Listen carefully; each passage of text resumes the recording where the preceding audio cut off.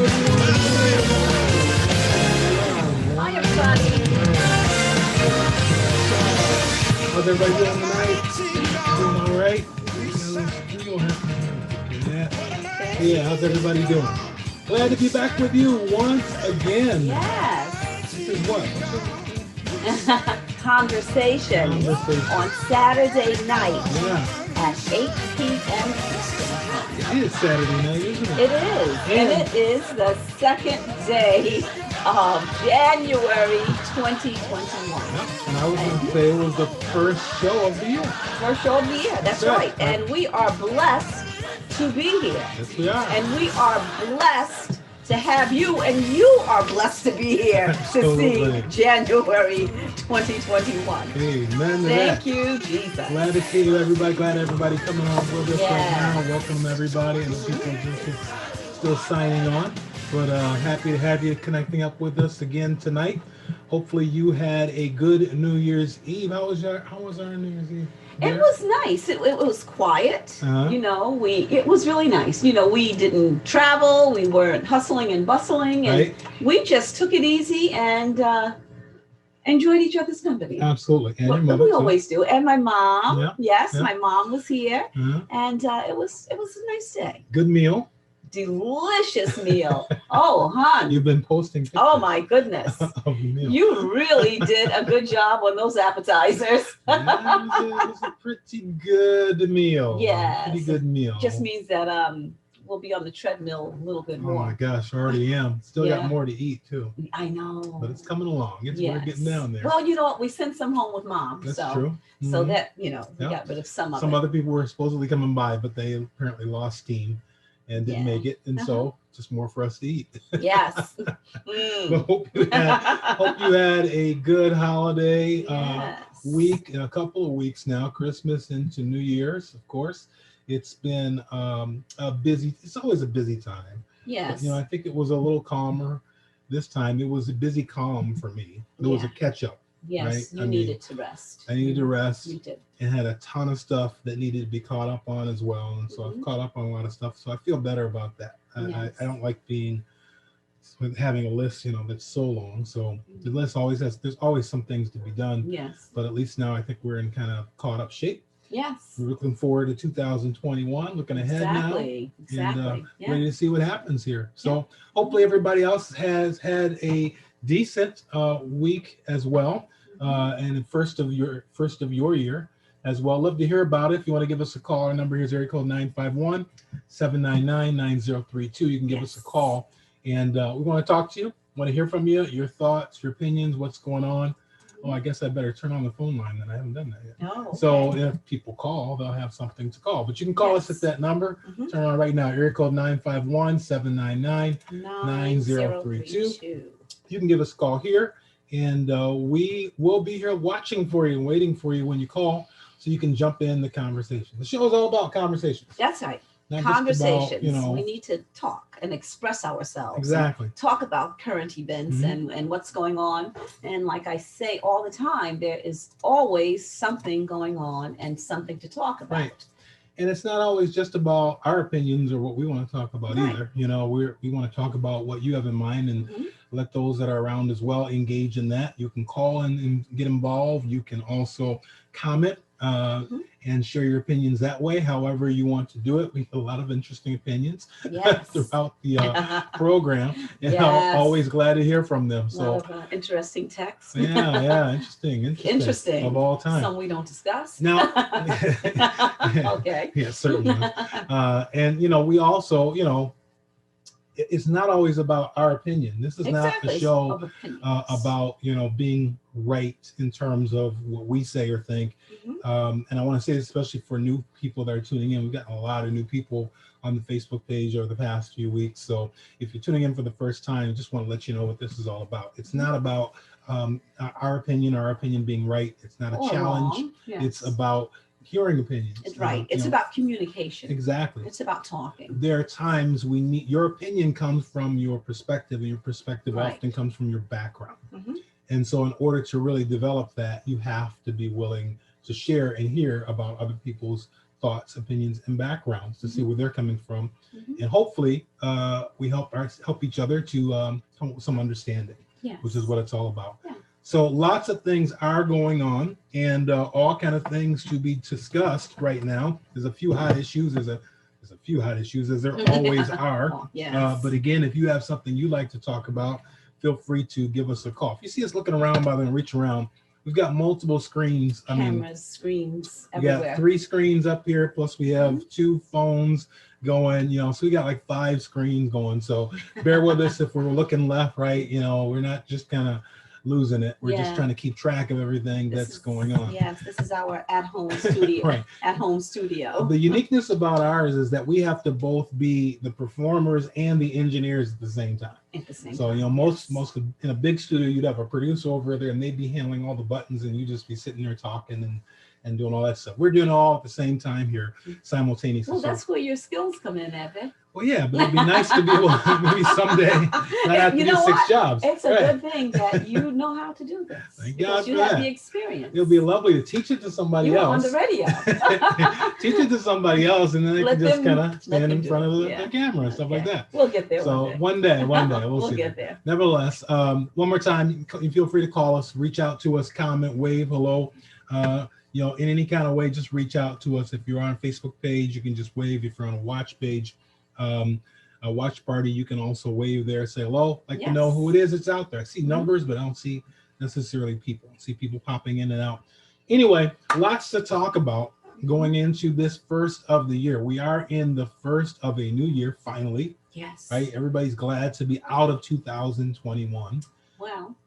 20, sorry. Well, yeah, we're out of 2020. However, we still have 2020 issues. We still have issues, continuing, lingering, extending unresolved issues. Yes, in several different channels, in several different ways. Exactly. Things that started, if you will, in 2020 are still hanging in there, and we got to deal with them still this year. So the battle is not over, right? We got a lot to work on. We got a lot to focus on. We have a lot to overcome, a lot of things to be closed.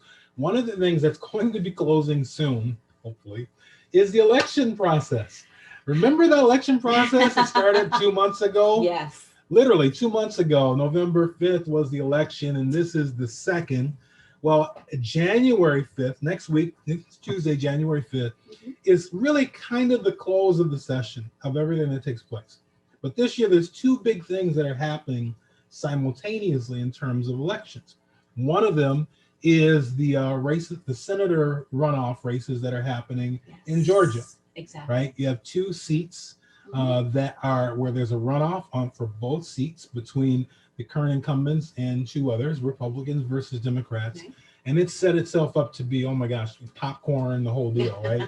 Because it's very significant. It's very, this will determine which party will have control over the Senate. Now, we already know that the Democratic Party has control over the House of Representatives by majority numbers. We have a Democratic president, we think. We'll see. Supposedly. We have a Democratic president. And then the question is whether the Senate will be controlled by the Republicans or the Democrats. As things stand right now, it's Republican control. But there's 2 seats up. If both of these seats, the Democrats win in both of these seats, then in essence, it'll be a 50-50 split in the Senate, which means that any ultimate decisions that need to get made get kicked up to the vice president. And guess what? You got a Democratic vice president. So essentially, if both of these seats turn to Democrats, then the Democrats will, in essence, control, barely, but control the Senate, as well as the House, as well as the presidency. So some people think of that as being a really positive, great thing. Some people think of that as being a dangerous thing, because you get back into a situation where if you control all 3 of those, the legislative branch and the executive branch, basically the Democrats have the potential to be able to do whatever they want to do. That doesn't always work 100%, but they can put through a Democratic agenda a lot easier because they have control of all 3. Right? They don't necessarily have to ask for permission. They don't have to negotiate. They don't have to agree. Just get their people in line. And if you can get your people in line, then basically you can do what you want to do. Right? Now, if you have one of your people in the Senate, for example, that decides, nah, I'm not going along with that. Yeah. and they side with Republicans, then you still got problems. But if you can keep all your people in line in agreement, you can do pretty much what you want to do from the top down. That's risky because it often means, and we've seen this happen over these past few cycles, when one party has all three, the agenda gets pushed way, way to one direction or the other, right? From the Republican side of it under Trump for his first 2 years to the Obama side of it in his first 2 years, it gets pushed way one direction or the other. So while it enables the government to do more, I'm sorry, I'm sliding off the edge. Yes, there we go. Anyway, That's I should get that centered before there we start. go. So while instead of, while it enables the government to do stuff, what they do tends to push it in one direction, and then 2 years later, everybody's upset and frustrated, and so they vote the other way, and it switches back. So it causes this toggle effect that drives everybody crazy because everybody in the world looks at the United States and says, "You guys don't know who you are." Exactly. Right? Because one year you're like this direction, and then 2 years later, like all the European nations were like, "You loved us for all these years, and then Trump came in, now you hate us, and now Biden's gonna come in, you're gonna love us again." It's like, not a good look. It's very confusing. Yes, very confusing. Right? It's confusing to the country as well because the laws shift back and forth. So that's why this is important, and so you see this huge push for the elections, the runoff elections happening in Georgia right now. Okay, they're saying, and again, you talk about early voting, all this is relatively new. Over 3 million people have already voted for this Georgia election. That's huge. Yes, they're saying that most of the people that get involved in early voting are Democrats, and so they're saying that thus far out of that voting, it's largely Democratic, largely from Democratic regions. So we don't know what that means because when they actually go to do the voting process and finish up everybody's, it'll total up, it'll be what it's going to be.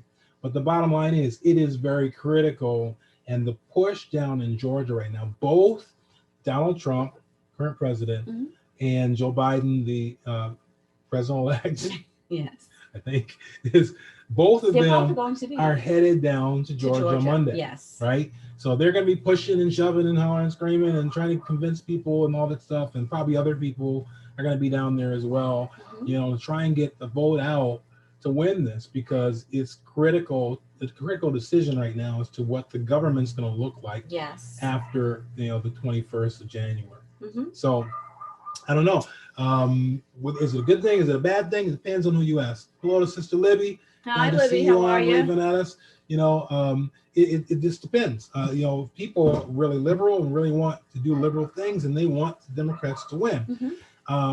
If you want what's best for the country, right, then that you have to. Here's the issue: we tend to think right now in the country very much about our side and our party, and it's become a win-lose thing versus a what's best for the country thing. Exactly, that's where we are. Right, it's win-lose. Nobody wants to lose. Right, and so if you think what's best for the country, then the government being partially Republican held, partially Democratic held, forces them to come together and negotiate. Right, so that because now in order to get anything through, I have to convince you to vote with me for a yes on this. And so if the Congress, House of Representatives is Democratic controlled and the Senate is Republican controlled, it means that they either get nothing done or they have to learn how to compromise. That's what happened with like this $2,000 check thing that just happened, right? Exactly. Senators and Republicans didn't want it. That's why it took so long to get to 600. Right. Because they were battling back and forth. Democrats control the House, Senate controls the Senate. And so they had to resolve and come to some compromise because each of them wanted something else to happen. And in order to come to some agreement, they had to compromise some of what they wanted to happen, right? Democrats wanted to give even more money. The Republicans wanted to protect against I forget certain companies, things like that. And so, you've got this back and forth going on, which makes the process more difficult, but it also keeps it broader to the overall public, right? So when you take that away, it becomes very dangerous very quickly. So we'll see what happens next week with that, but it's going to have a huge impact even on how people like Joe Biden or if Chuck Schumer takes over for the Democrats, or if not in the House, if it stays as it is, it's going to it's going to make a major impact on how people have to position negotiate with each other. Right. Right. Because if I've got all the control, I don't really need to talk to you much. I'm Exactly. just like, okay, I'm going to do what I want to do. Do what right? I want. Yeah. I try and I have the and I'm not blaming on you that you didn't agree. You know, Trump says that, I have the control. Yeah. He is the president, and that's the way he has pretty much conducted. Except that he's that young lady Nancy Pelosi in the House of Representatives that slows him down, because the Democrats control the House. Right. So if you got to get through something, you got to get it through her and the House. Right? Since they didn't get along, not much got done in all the legislative stuff. Right. After the first 2 years, when the House came back to Democratic control, all that shut down, because if you're not going to negotiate, you're not going to get anything done. So it's, to some degree, I don't know. We'll have to see. Joe Biden ran with a mindset to be willing to compromise. Whether they control everything Democratic or not, you hope that they're going to still have that mindset. But then you also have to hope that everybody's going to play fair, right? Yeah. Because if the Republicans are only going to work on things that they want, and I mean, if everybody's going to play in their own sandbox and not come out and play together, then nothing gets done. Exactly. Which is not good for nothing is resolved. Right. So it'll be interesting to say. I'd love to hear your opinion on that, as to whether you think the Democrats should just go for it. And we'll be talking about this after next week. If they have control, should they just go for it and do what they want to do? Is that in the best interest of the country? Should they continue to try and work? Sister Taylor's on. Hello to you as well. So that's one part of the election stuff happening this week. The other part That's of just it, one part, that's right? part one. Part two is the presidential election. This is technically, I hope, the final week of the process that goes on for electing the president. After this, 2 weeks from now, there's an inauguration. Exactly. But the formal process of officially determining who the president is ends on the same day, on Tuesday of this week. Now, started in November with the elections. By the way, all this stuff normally happens. It's just that we normally don't pay attention to it, because it's just a formality. Exactly. Right. And now it's upfront. By the time you get done with the first day, typically, in the elections, process. You get the poll result, you get the electronic results, and you say, first day, first week, okay, this is the majority, this is who has the votes, boom, boom, boom.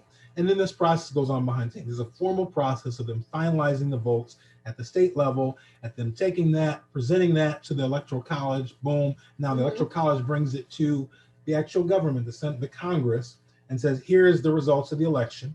And the Senate and the House approve it and move on. We've watched painfully this whole process now, because there's been debates and arguments the whole time. Usually we would just be like, just getting ready for the inauguration. Right. So Tuesday, the Electoral College, which has secured their determination of the vote, takes this to Congress. And they present to the House, and they present, I think, joint to the House and to the senators, and say, here are the results of the election. Here's what we've determined the elections to be. Boom. And then they say, thank you very much. And then they go on and make it official. But this time, there is, I won't call it an uprising, but there are those that are now signaling. I see your brother's on with us now too. Hey, Bishop. Oh, okay. But there are others now that are signaling in the House of Representatives, and now also in the Senate, that they are going to contest the results. Right. So the Electoral College will come up and say, okay, here's the results that we came up with. It's all certified. This is official. And instead of everybody saying, all in favor, let's just take it, you're going to have a congressman or more, many, and senator or many, that are going to say, wait a minute, we contest the elections. We don't think it's right because of ABC. This is what we think should get done, right? Highly unusual, right? So now what they're saying is that there's something like 100, 140 congressmen that are willing, GOP congressmen that are willing to come up and say, we contest the election. I mean, it was one person. Now it's like 140 or so, out of the 200 and some odd. A bunch of the Republican congressmen are willing to stand behind this and up to 14 of the 100 senators are saying that they're going to 12 of the 100 senators are saying they're going to stand behind this, which is going to force a vote. So according to the rules, both the House, the Congress, and the senators have to divide out again. They have up to 2 hours to go away and take a vote amongst themselves as to whether all in favor, all disagree, accepting this, right? And then come back and then final decision. So hopefully it should all happen in one day, but they got to go through this process. Yeah. Now, the reality is both the House and the Senate would both have to vote and agree to disapprove the electoral results. The chances of that happening are extremely low because, again, the Democrats rule the House of Congress. There's more of them than there are Republican congressmen. So the chances that that vote wins is extremely unlikely. Right. On their House side, you got 12 senators out of 100 thus far. Even if you got a few more that join in, highly unlikely that they're going to usurp the Electoral College, what they present. So more than likely, at the end of that day, this will be over. By the way, there's one other thing. Somebody's waving at you there. Oh, yes. Hi, Donna. Donna Cotfield. How are you? All right. Nice to see you. And we've got a few others here that are starting to talk to us, so we got to catch up. But there's one other little thing that might get thrown in this. There's a question as to whether the vice president, current vice president Mike Pence, who's over the Senate, can somehow reject the results. And I don't think he has power to do it, but there's questions out there right now that are being debated as to whether he can somehow overrule the results of the election. So what drama is yet to come? Get your popcorn ready. You know, if you're not working, hang out by CNN or I don't know, whichever one. We are watching politics at its finest. This is like, you learn more about politics this year. What yes. could happen? Exactly. I mean, a lot of these things that they're presenting, you know, a lot of us didn't even know that you could even present or make that a case. And some of it is actually very old rules and old laws that have been on the books that they're bringing up again. Absolutely. So 1877, something like that. Something like that. Something. Yes, I remember that. All this is just craziness that's going on. I mean, it's the most. Like I said, you're seeing the entire process now. People are learning about things that they never really had to learn about before, about how politics work. Right. So this is a highly unlikely to pass. And they've done all kinds of things in terms of the biggest chances they had were taking this to the judges and to the courts. And the Supreme Court even said, no, I mean, all the way up to court. Like, no. Supreme Court said, we're not even talking about, we're not even getting into this. No. So that was really their biggest opportunity. That being lost, the chances of them getting and convincing, a lot of the reasons some of these senators and congressmen are saying that they will vote on this is because they know it's not going to pass. But it makes them look good to their constituents to say, hey, you know, I was in there, I was supporting. Yes, I'm a fair player. I'm a Republican. I believe in the Republican way. Yes. They know this is not going to pass, which is why they're willing to say, okay, I'll vote on that. I'll go on the record on that because they have Republican supporters and they want to make them happy. So all the Trump people that are mad and are upset, they'll vote for it. Like Ted Cruz from Texas is the one primary senator driving this, right? He does not want Trump to win. He didn't want Trump to win in the first place. He hated Trump. Right? But it makes him look like he's a good Republican supporter by saying, yeah, we need to do something about this, right?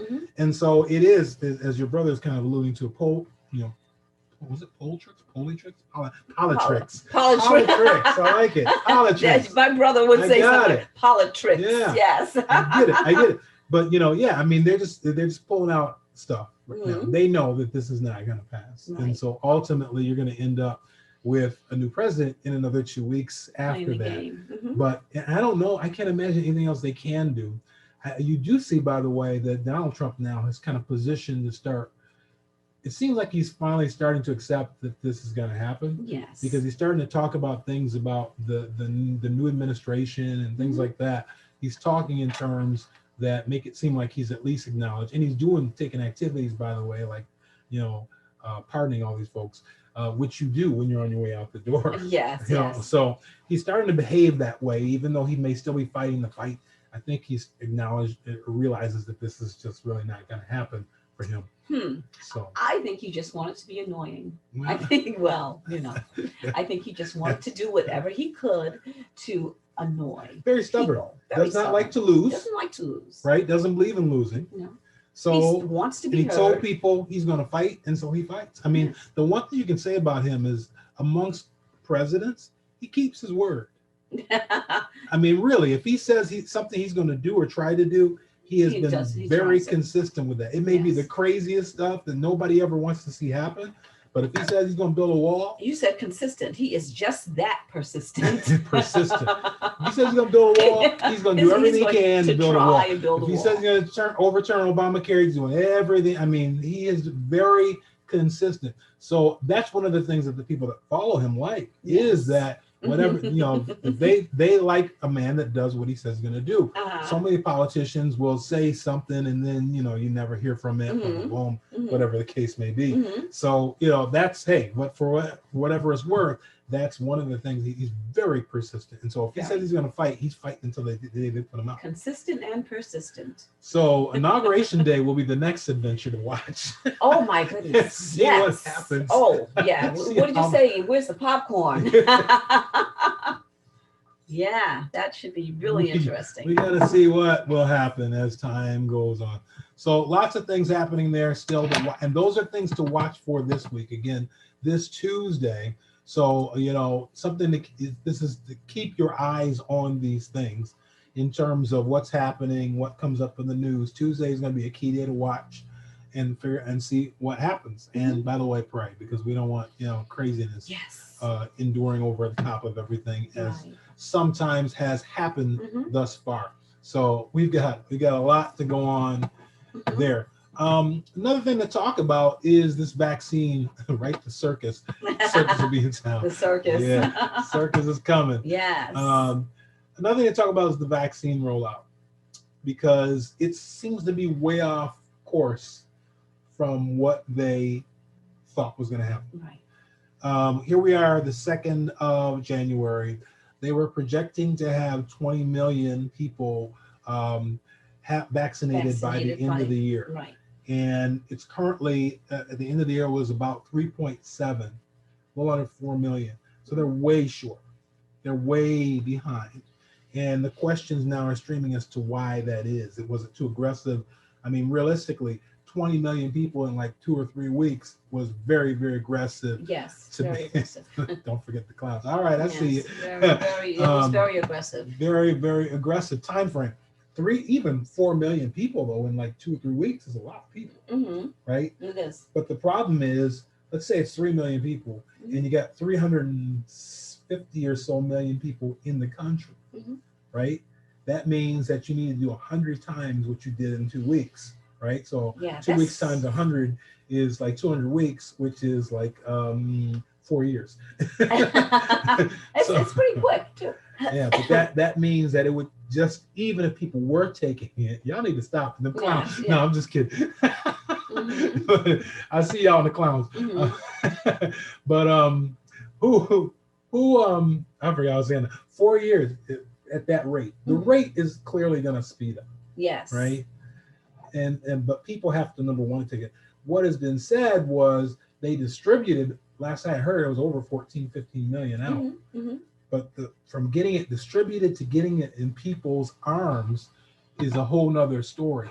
And where they've lost a lot of it is in terms of how to take it to that next step, which is interesting, because this is one of the things that Joe Biden said when he started getting that behind the scenes information, when he started getting when they started finally allowing him to get those private information. Right. He said that there's a plan, because everybody's talking 20 million in the year, 20 million, and he said, there's a plan to get people out, but there's no plan, doesn't seem to be any plan of how they're going to get them actually into people's arms. And it turned out to be true, which is interesting, right? So now there has to be a change in plans, or more put in place to get this the next step of the way so that it's actually out to all the people. How are they going to do that?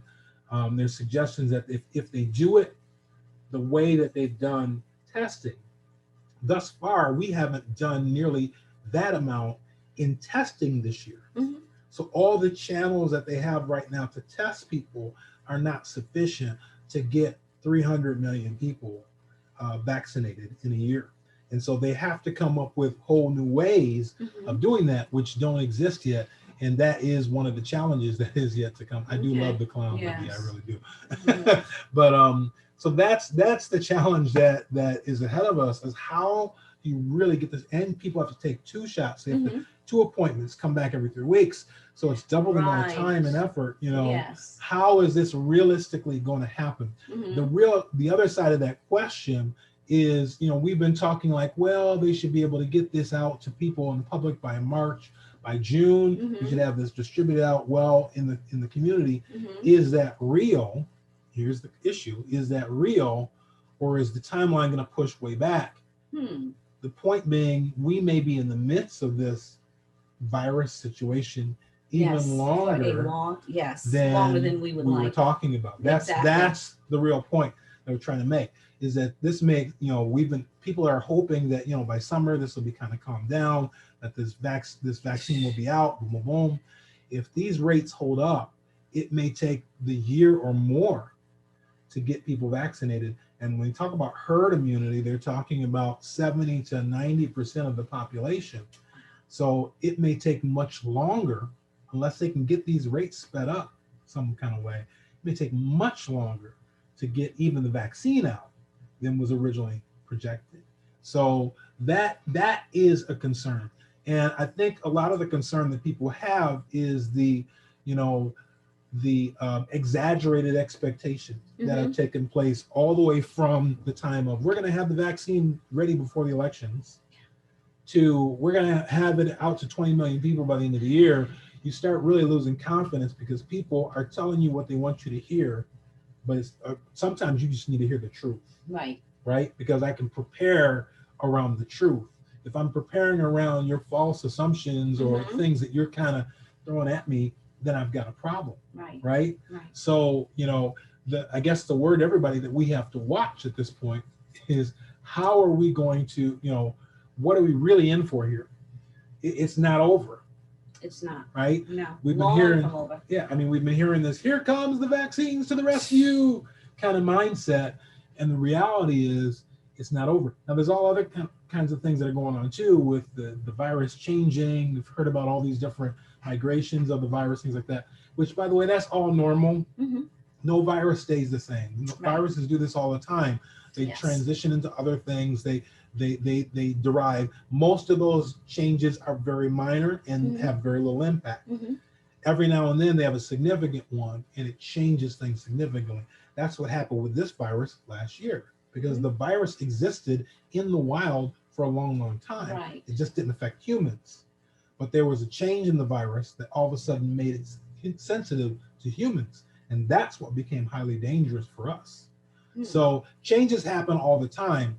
Their expectation is that this virus, this vaccine, the way it's been designed, should cover the majority of these variations for a good period of time. But the other reality is, it doesn't mean that once you've been vaccinated, you're free from this forever. Right? Just like with the flu, you may have to take either another one because this one doesn't, you know, it wears out, or because the virus has migrated and now you need to change. Somebody's mentioning the vials that have gone bad and been spoiled already as well. Now, there's a story out of one pharmacist who for some reason seemed to have intentionally caused like 570 of these vials to go bad, or 570 injections worth, whatever the case may be. They intentionally pulled them out of the refrigerator, and they've got apparently a confession thus far. This person pulled them out of the refrigerator overnight. They can last 12 hours outside of refrigeration. But he pulled them out intentionally overnight. They found them in the morning. Somebody did, put them back in, right? Yes. But then he did the same thing the second day. So the statement right now is that he did it intentionally. The question is, why would you do that? especially if you're a pharmacist. Why would you want to give people, why would you, the impression that they had taken this, maybe the only reason just came to my mind is if they want people to take it and then catch it, so that it seemed like that it didn't work. That's the only reason I can imagine somebody wanting to do that, is for somebody to then be injected with this, think they were vaccinated, catch the virus, and then have the word get out that, hey, they had the virus, they had the vaccine and it doesn't work. That's the only reason I can think somebody would do that. But that's kind of crazy for someone who's professional in the field, right, to intentionally try and take some of these vials when we're trying to get people as much of this as possible. Right. Yeah. Well, you do have people that do crazy, strange things. Crazy things. Yes. Mm-hmm. Mm-hmm. In the medical field, in a lot of different fields. So who knows? But the bottom line is this may take a lot longer than we think. And then the other question is, are people going to take it anyway? Because do people trust this enough to take it? And there's a lot of discussion around that question as to whether people will be confident and comfortable enough to take it. Some people don't even believe the virus exists still. So why would I take it? I ain't taking nothing. There ain't no virus, right? So you got those people that don't even believe it exists. So they won't be taking it. Then you've got other people who are afraid of it, right? For various reasons. Mm-hmm. You have other people that don't have access to it. So how hopefully we'll be able, to get this out to the people in particular that need it, but also hopefully people that need it the most will make the decision to take it, right? Because if you're in a position where, if you're already amongst those who are the most likely to, be impacted negatively by the virus, if you're already in a position where you're susceptible because you have previous health conditions, right, or you have genetic conditions, or you have age, or you work in a place around which there's this risk, like frontline workers and medical people, medical educators. You gotta consider police. Police, firemen, ambulance. You gotta consider, what's my risk from this versus what's my risk from catching this virus, And so I think people ultimately, there's a comfort zone aspect of it. There's a time aspect of getting anybody to feel comfortable. I do believe that some people, particularly in those areas, are going to say, look, we need to do this. What I'm hoping is that African Americans, in particular, minorities that are the most susceptible to devastating results of the virus, will not allow their fears of the past and fears of things that have happened in the past to cause them to not take something that has been made available. And I know that's a challenging thing, but I think people need to hear from people that they trust. Right. Exactly. Yes. And from some people that have taken the vaccine. Yes. And there's this sense out there, I believe, of and I'll just say it, there are people that have kind of a fear of like an Uncle Tom mentality, right? If that's as a Black person saying that, but that's Uncle Tom, they work for those folks, they just saying what they're told. And that also, people aren't going to say it, but a lot of people feel like that, right? That person over there said it. They look at the Surgeon General as a Black man right now. He's saying it. Yeah, you should take this. And they're like, he worked for Trump anyway, right? It's that Uncle Tom mentality. It's realistically out there, but it's so important that people don't allow things of the past and our past experiences to haunt us into not making a decision, which is really for our best. Right. Now, one of the things that's important is one of the people that were directly involved in producing this, fully understand what it's all about, is an African-American woman. Exactly. Young Black woman. Yes, African-American. And I really believe that they need to get her out visible. Yes. I really We need do. to hear more from her. Absolutely. Yes. I mean, she was not just there watching. No, she was involved there in the science of developing this, understands exactly what it was. I saw an interesting thing on television the other day from another medical professional, female medical professional, that who was explaining the science behind this. We really need those kind of voices to say, look, this is what it's all about. This is how this was designed. This is what it does, what it doesn't do. Because the challenge right now is going to be to get people comfortable, especially those who are afraid, and especially those who are afraid because of history, right? To be willing to take this. And by the way, you're taking it side by side with other people. It's not like they're saying, okay, all the black people take it first and then all the white people will vote, right? Right. You're taking it side by side with everybody else, right? You're taking it side by side with presidents, with people who are politicians, with people who are, they're going to be people who are athletes going to be taking it. There'll be all kinds of people that are going to be taking it from across sliced in the culture. And so that's the type of thing I think that needs to help give people confidence to say, okay, it's not just us, it's not just me. And look, if this is water for thirsty people, and we thirsty, I'm not gonna look at your water and say, I don't know, man, where'd you get this water from? Right now I'm thirsty. Yeah. And I need some water, and that's water. And if you drink a little bit, you drink a sip first, then I'll drink behind you. Or if you tell me that water's okay and I know you, right, because I live with you, if you tell me that water's okay and I'm watching you and I don't see any side effects and you seem to be you tell fine. Me it's okay and we're getting along well, as long as I didn't do nothing bad this week. If you tell me it's okay, then I'll drink your water, right? That's how it goes. And so that's where a lot of people are. They really need this. They need, we need encouragement from people around us that we can trust. And I think it's very important for people to really start to become outspoken in that. A lot of people in the general public haven't yet. Athletes aren't talking about taking a shot, right? A lot of people in the general public, the higher up politicians are talking about it, right? Some of the medical personnel are talking about it, which makes sense. Yes. But we really need people need to hear from people they trust. Right. To say, okay, if you're willing to do it and you're willing to do it and you're willing to do it, okay, then we'll go. I'm going with you. When you're going, right? I'm taking this. I'm going the same place you go. We getting from the same vial. Yes. Right? So whatever you got, I got. I trust. Exactly. I'm gonna trust that. Exactly. Right? We do. We need to hear from politicians. We need to hear from people in the medical field that have taken the vaccine. Like you said, people that we trust, prominent people that are upfront and in the public. Yeah, we're going to need to hear from people that are around, that are closer to us too. Yes. I mean, a lot of them are just so far away, right? That what they say way over there down yonder. We want people that we know have taken. You want people from your community. You want people around you, people you can trust. Right. Okay. So when that time comes, there will be opportunity for many of us who lead people in whatever kind of way, be it work, be it churches, be it in the community, to step up and set the example. Right. Somebody already asked at one point, is it, Pastor, you taking it?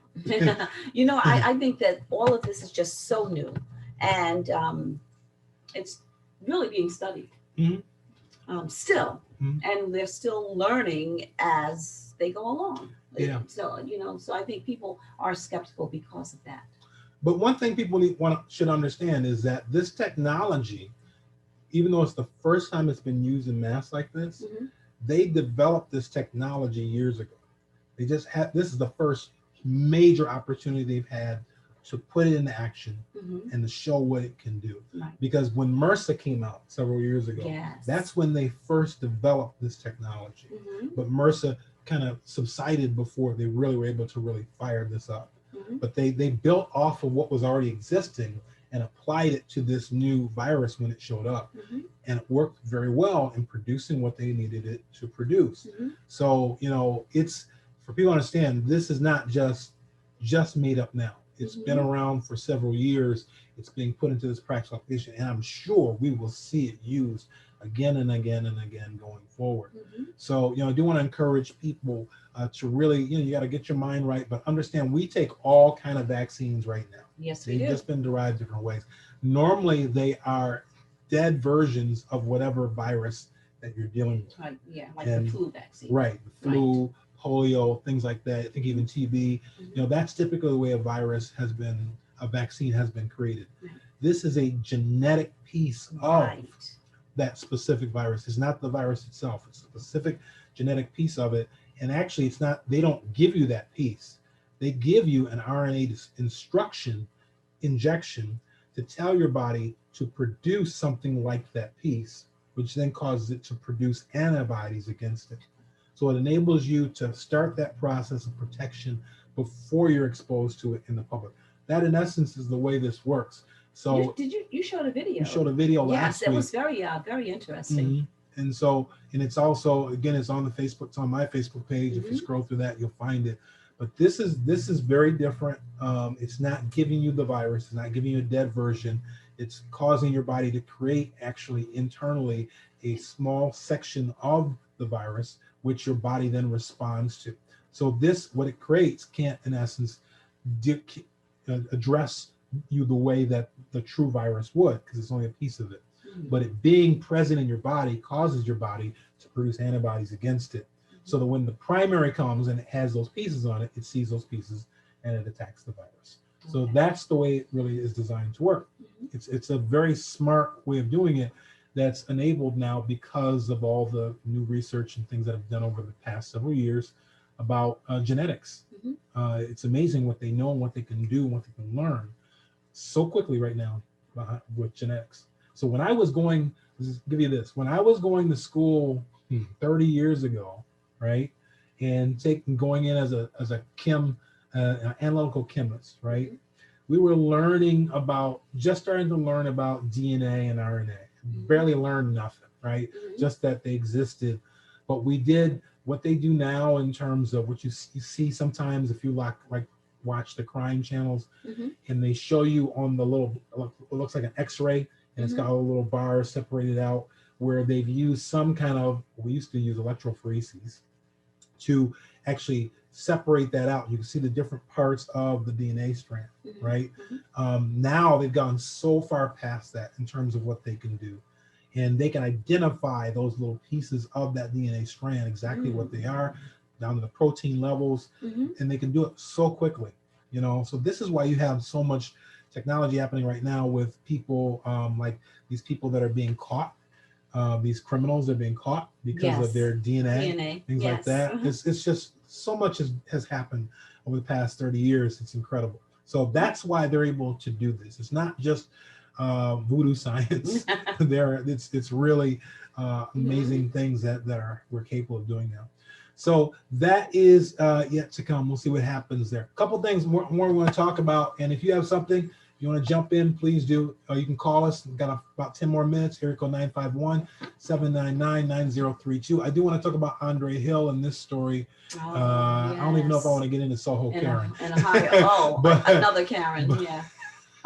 But this Andre Hill story is this is really another George Floyd situation. It's really very sad in terms of what's happened here. You have a man who was kind of mind his own business in his own house. Yes. I mean, it's about as best as you can say it. He was at his own house doing his own thing in his garage. Somebody made a call to somebody because they saw I think they said a gray car in the area that had been turning on and turning off. It doesn't even look, by the way, from this picture like his car was gray. So we don't even know that the call was about him. But there was somebody who made a nuisance call because somebody was sitting out in their car in the area. Somebody didn't recognize the call. They turned it on, they turned it off. They were turning on and off and sitting out there during the day. And now it was in the evenings, like 1 o'clock at night. So around 1:30, the police come. And this man, Andre, was in his car, or he was in his garage. In his garage, was in the car. Yes. And they come to him with guns pointed. He's holding a cell phone. And so he comes out, and this is his cell phone that he has in one hand. His other hand is behind him, right? We don't have all the volume, so we know exactly what was said. But in the time frame in which this happened, it's not like they gave him a warning. It's not like they said, stop. I mean, he comes out towards them, and they pull their guns, and they shoot him. I mean, fatally shoot him, right? Without knowing anything, without even knowing that there was a problem. There's no, sir, what are you doing out here? Sir, do you live here? Sir, can you just stop right there? Let's talk for a moment. Right. Pull out your gun and shoot him as he comes walking out of his own garage. And so it's another incident that says what is going on, that policemen are jumping to shooting and killing people. Right. Right. Why hasn't it stopped? I mean, they're being exposed, but they're still doing it. Right. And well, we've talked about this before. There has to be a different kind of training and requirements for police officers. Now, of course, after the fact, now the commissioner of this police department, this is Columbus, Ohio, is saying, we're going to do this and we're going to do that. We're going to do this. Look, you would think by now, we've seen enough of this, that every other police group right now across the country would be saying, okay, we need to do this, we need to change this, we need to do this. Why is this not happening across the board? And by the way, the question here goes back to, is this a bad policeman or bad policing? Right? Is this the protocol by which they're trained to do this? That's the problem. Or is it the person, the individual that's doing stupid stuff? Yeah, I think it's a combination. It could very well be a combination of the two. The question is, what are you going to do about it? Right. At this point, I don't even care if they're black, white, Hispanic, what are you going male, to do? female. The fact that somebody would be walking out of their garage, right, in the middle of the night, walking out of their own garage and walking, and there's a video of this, which we have too, but I just didn't want to show it because it's just too crazy watching this. But, for somebody to be walking out of their garage, their own garage in their own house, right? What do we do if we're sitting here during the show and somebody comes banging up at the door, right? Because they heard somebody said they saw lights on in and around this area outside, right? Mm-hmm. And so we go to the front door and you open the door, and I have a cell phone in my hand, right? And they start shooting at me, right? Or if I go out through the garage, which we usually do, right? In and out through the garage, and I'm coming out as a police officer, you would never have imagined in the past that these were the kind of things you had to be conscious and careful of in your own home. And most people of most colors out there would not have to worry about coming out of their house when the police officers approaching it. Hey, come on in. What's up? Come on down, right? If you're coming out of your house, somebody's coming up, you want to talk to them, say, what's going on? Something happening? We have right now in our region, people that are going around from house to house checking cars at night. Right? They're coming up the cars, they're checking the lock, they're stealing cars. There are car thieves going on in our area, right? So if a police officer comes up in the middle of the night to the house, right, I would feel like going out to talk to them, say, what's going on? So if I should know, my car's out here. Is my car okay? Right. Is there something we need to talk about? Right. If I come walking out and because I walk out, they shoot me? Yeah, really. Are you kidding me? Yeah. Well, you know what? It's so critical now that you don't even want to call the police, because you can call the police, to, for an issue or something that's happening, and you'll end up being the one that is shot. And that has There's happened been situations several times where people have been the peacemaker and they've tried to, break up a fight or stop a fight, and they end up being the one that is killed.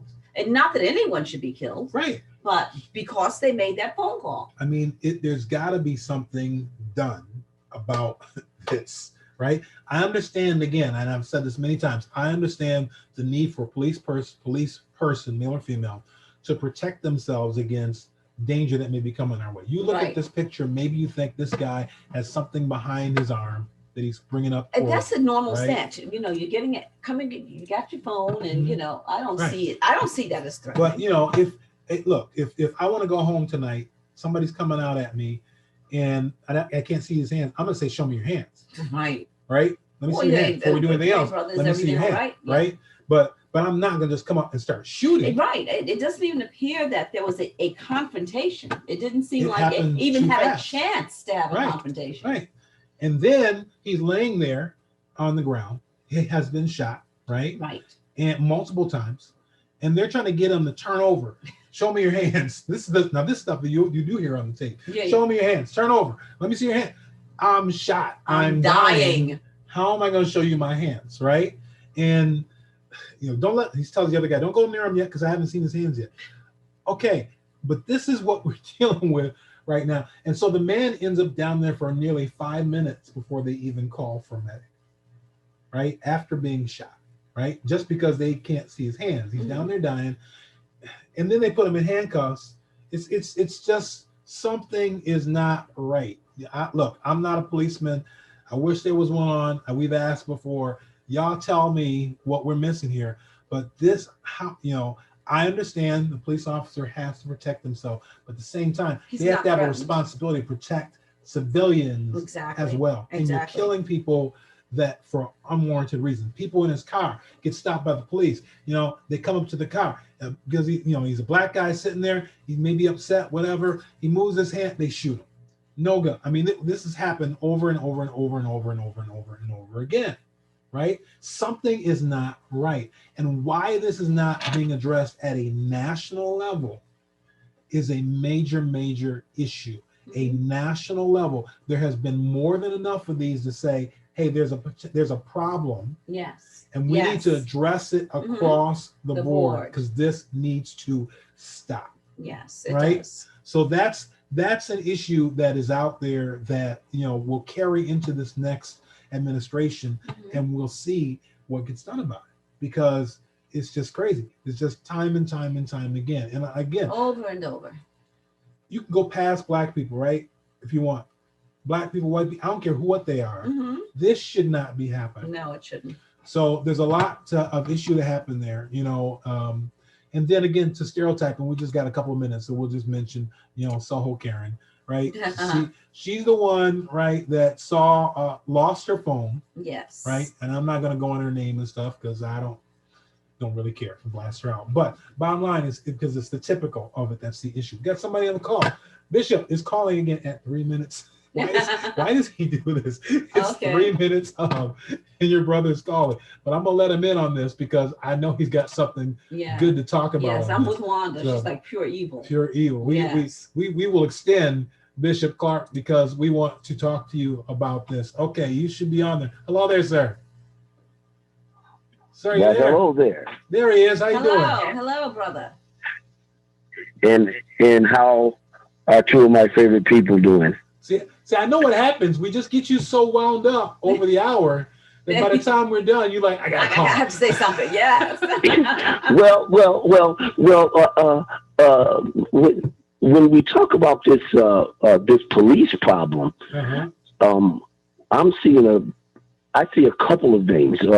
One, we always, I do believe that it's crucial that police are retrained. I also believe it's necessary for them to become cultural sensitive, right, to our culture, because when we look at our communities, they're predominantly policed by Caucasians, right, who don't understand our culture. But in addition to that, I believe the retraining is necessary, but I also believe they need to really take a close look at their hiring practices. Yes, I agree. Who are they hiring and who's doing the hiring? There is no organization or institution that does a more thorough background check than the government and law enforcement. So I'm inclined to believe that they know exactly who they're hiring when they hire them. They know if they're culturally insensitive. They know if they're white supremacists. They know if they have the education or whatever the case may be. The thorough background checks that they do tells them exactly who they're hiring. So what is their hiring practices and who's doing the hiring? That, I think, is crucial to change the culture of law enforcement. Man, I just realized I had the microphone behind the camera the whole time. So that's why I was figuring what sound was right. Hopefully we sound different now. but to your point, I agree. But one question though, it seems like the majority of these people who have been involved in this have all been experienced and even senior officers. I haven't heard of like a bunch of rookies doing this. Well, they're the officers that are in charge, the senior officers, and they're the ones a lot of times that are actually doing the training. Yeah, but that's the point, is that the hiring process, it's the senior ones that are doing it. They were hired 15 years ago. Well, but that shows you the culture. But the senior ones is the ones that the seniors are the ones that continue that culture, that help to continue, right. We know the history of law enforcement, right. and how it was developed, and how and the foundation of it, and how it was built, and just keep it real and tell the truth. It was built on racism, and yes. you have those seniors that are continuing that same cycle. Exactly. That they're passing that same culture down to the next generations, and they're hiring people that think like them. We know the psychological profile of African Americans, especially African American males. The psychological profile in their mind justifies them walking into our communities with their hand already on their yes. gun or ready to shoot. So I mean, because of the psychological profile, because of the media, because of Hollywood. Yes. But that's the point that we made, is that, in order to change the hiring, you have to change the seniors, first of all, who are responsible for it. It's a top-down thing that has to be done, because if you have police chiefs who don't care, if you have, lieutenants that don't care, if you have sergeants that don't care, right? They're not caring who they're hiring. So you really have to start from the top down, and there has to be policies drawn from outside of that group that, or at least that will be agreed to or understood in some kind of fashion that says, okay, we understand the need for right policing. We understand the need for security, for safety, but you've got to draw some lines on some things here as far as what is and what is not allowed. Mm-hmm, mm-hmm. And see, and I agree with you mm-hmm. With that, but the question that I'm asking, or what I truly believe is that they know exactly who they're hiring. Yeah. And when they hire them, they're hiring who they want to hire. Mm-hmm. They're hiring who thinks like them. They're hiring like who supports their thoughts, their ideologies, their theories, and the same mindset. Culture. Exactly. Same culture. Back same culture. To when we're talking about the senior officers. Well, an perfect example of that is the George Floyd situation. When what is his name? Derek Chauvin. When he came on the scene, he was a senior officer. That's right. That was the point I was making. That's the point. He was a senior officer. And George Floyd, years on the force. He had 14 years on the force, and these other officers were very new officers. One guy was his first time, actually out. Yep. And here comes the senior officer, Derek Chauvin, and he controlled the situation, and the man ended up dead. So I mean, he instructed so here we are, we have an officer with 14 years on the force. Yes. Right. 14 years on the force would put him at somewhere in 2000 he was hired. Mm-hmm. Then he's got 14 years on the force, right? Yeah. Then he has an 1869 mentality. Mm-hmm. Mm-hmm. Exactly. 1869. And I didn't say 1969. I said 1865. And when y'all laughing, but it's true. It is very true, and this is the issue too. that we're dealing with. What I feel the problem is, no one wants to tell the truth, and then so therefore it just keeps cycling. They keep putting Band-Aids on it, Band-Aid after Band-Aid, and while they're putting the Band-Aid on, the wound is still infected underneath. Exactly, and it looks nice. Exactly, and then here comes 2020, and the Band-Aid is snatched off. Yeah. And it's been festering all along. Mm-hmm. The issue was never resolved. You never took care of the wounds. So, I mean, there has to be and they need to hear, and the truth needs to be told. Exactly. If the truth is never told, there'll never be any healing. Exactly. And that's the problem. Yes, it is. Nobody wants to deal with the truth and sit down and have civil productive dialogue. Civil, right. There needs to be a productive dialogue. Exactly. There needs to be a complete overview of the whole system in terms of policing, and it needs to happen at a national level. It can't be resolved at a local level. Mm-hmm. And I'm not saying that they need I agree. They don't necessarily have to come out of it and say, okay, now we have all national policing policies, mm-hmm. but they do need to set some standards. They need to set some limits across the board. Again, you know, I look at what they did here in New York State after George Floyd. At the state level, they said, okay, chokeholds are no longer allowed, period. Right. But again, I don't know if that's necessarily the best way to do it, to say a specific thing can or can't be done. Granted, there may be exceptions for whatever, but there needs to be a holistic, and that by the way is another sweeping it under the rug. Right. To say, okay, this is what we're gonna do about it. We're gonna all chokeholds. There, we're done. Let's move on. No. Then you can't just sweep this under the rug. There has to be a holistic review and overview of what needs to happen. Now, the second thing the state did say, I think they gave them to what was it, April, that every local government or police force was supposed to come back with a plan or something like that. It'll be interesting to see where that goes. But you know, to go from the bottom up on this versus the top down, I think is going to be very difficult. So, you know, there has to be, and hopefully again, when a new administration, a new attorney general, a new, you know, all these new FBI people come in, there will be a new consideration of how to review and how to approach this subject, because it's got to be changed. Yeah, it does. Yep. You know, when they talk about the swamp being drained, Yeah. The swamp it was drained, and we found out everything that was in the swamp. We found everything at the bottom of the swamp. And it was exposed. Yes. Yes. All the filth, all the corruption. Yeah. It's crazy. And one other thing I believe too, you know, I believe too that the hiring practices, they need to focus on hiring more people of color.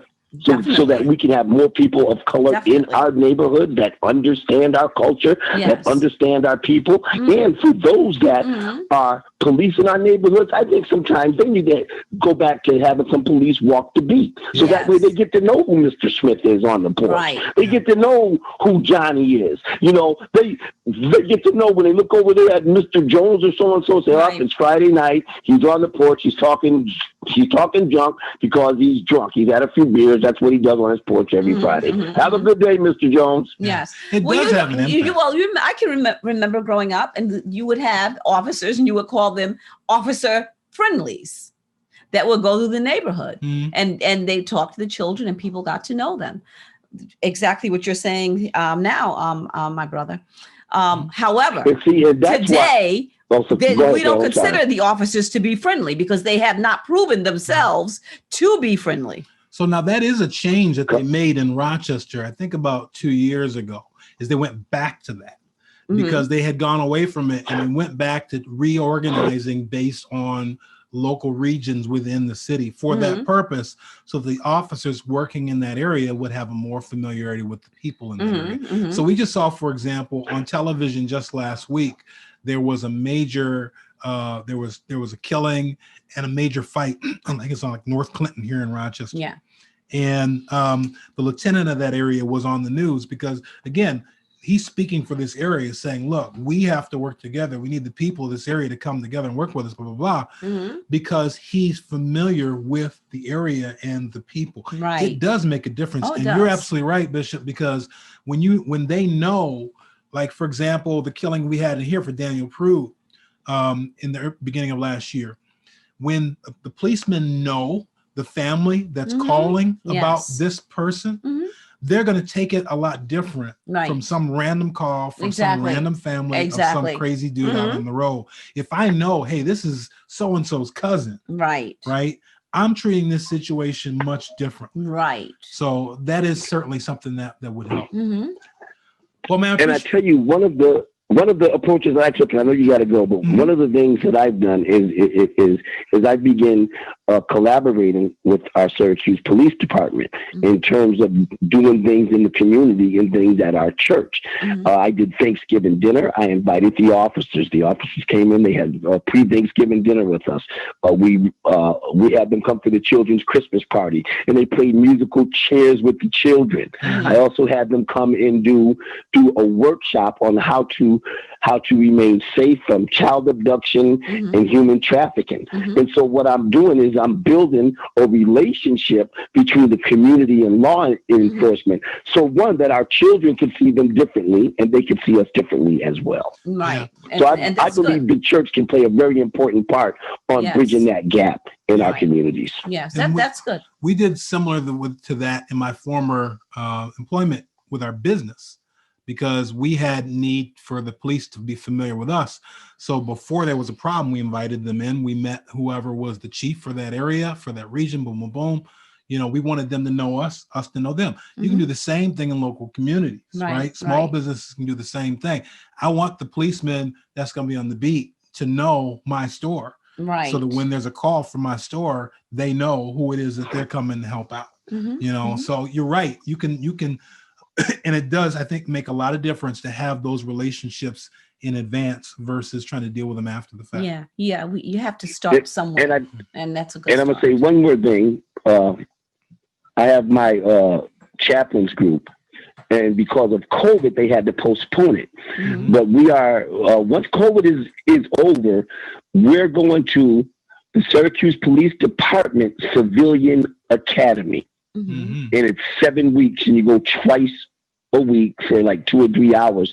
And it just gives you a basic understanding of how law enforcement works. Why are there so many cars at this scene? Why are they doing this? Why are they doing certain things? And so we're going to the Civilian Academy for the Syracuse Police Department. That will give us a better understanding of what they do and why they do it. Exactly. And that's something that I think more clergy, more churches, just more organizations should try to do. Yeah, we got a lot of work to do. We got a lot to do. Yes. You know, from a church perspective. Well, I know it's time to go, isn't it? Yes, it is. But I was going to say, from a church perspective, there's ministry is changing again. Yeah. Right. Because the ministry that we have to do is not nearly as much inside the building as it is out outside, on the streets. Exactly. In the communities. Exactly. For all these different things we talked about today, for supporting people through all these traumatic changes, be it just food or unemployment, to handling things with, like you said, with the police, to dealing with COVID, vaccinations, all these things. The church has a huge role to play in the community. And so, we got a lot of work to do in 2021. I was actually sharing with somebody online today who had sent a message on our Facebook page and telling them about, how we as a church, we have to be, the only answer to all the chaos and craziness we're seeing is the church.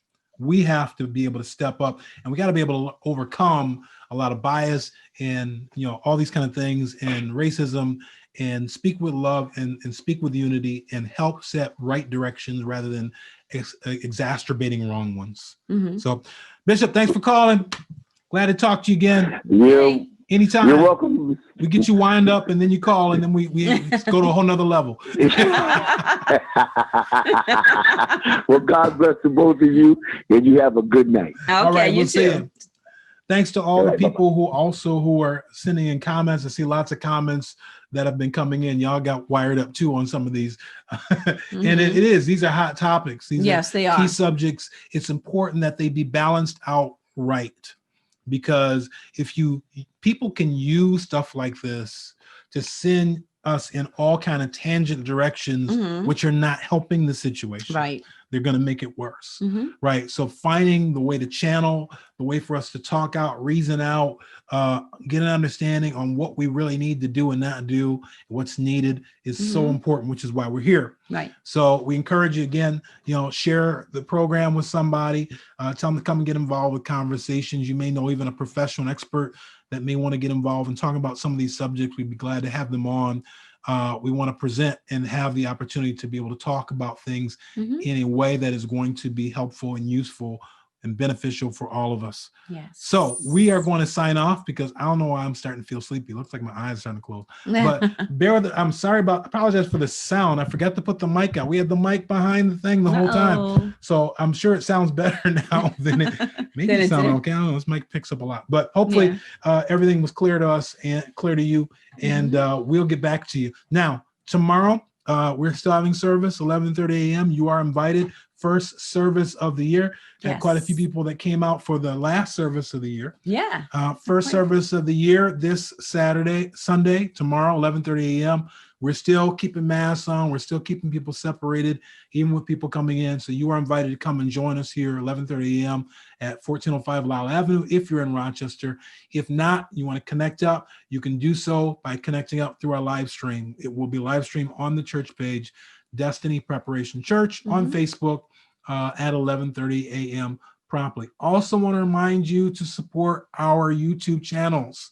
Go to YouTube and search for Destiny Preparation Church. You'll find the church one. Subscribe there. Go to Conversations. Search for Conversations on YouTube. You'll find the YouTube page for Conversations. Please subscribe to that. We need your support. Not asking for your money, just asking for you to hit the subscribe button. That's what we need so that our support grows there. Okay? Yes. Thank you, everybody. Look forward to seeing you next week. We'll start with Bible study again next week as well, 7 a.m., going back into end time prophecy. So we look forward to connecting up with you again tomorrow morning and next Wednesday and next Saturday. Yes. And we will be going on and on and on. Thanks, everybody. Want you to have a good night. We will see you in the morning. Music here from JJ Harrison. It will be done. Bye-bye, everybody. Bye-bye. Manifest the peace. I'm not moved by what I see.